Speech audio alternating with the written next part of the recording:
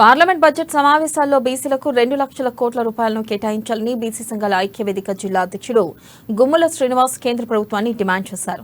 ప్రతి ఏడాది బడ్జెట్లో బీసీలకు అతి తక్కువ బడ్జెట్ కేటాయిస్తూ వివక్ష చూపుతున్నారని తెలిపారు.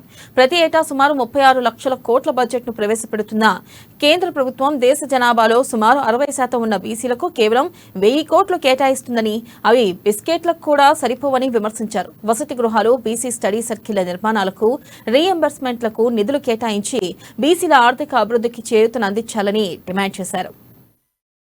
పార్లమెంట్ బడ్జెట్ సమావేశాల్లో బీసీలకు 2 లక్షల కోట్ల బడ్జెట్ కేటాయించాలని చెప్పి బీసీ సంఘాల ఐక్యవేదికగా బీజేపీ ప్రభుత్వాన్ని డిమాండ్ చేస్తూ ఉన్నాం.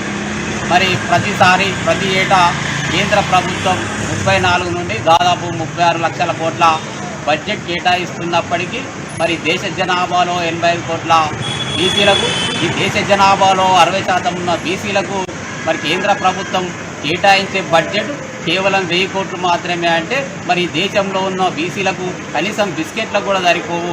ఇది కాదా బీసీలపై వివక్ష అని చెప్పి అడుగుతూ ఉన్నాం. ఈ రాష్ట్రంలో స్కీములు, అనేక స్కీములు అమలవుతూ ఉన్నాయి. ఈ స్కీములకు 80% గ్రాంట్ కేంద్ర ప్రభుత్వం ఇవ్వాల్సినటువంటి అవసరం ఉన్నది. అలాగే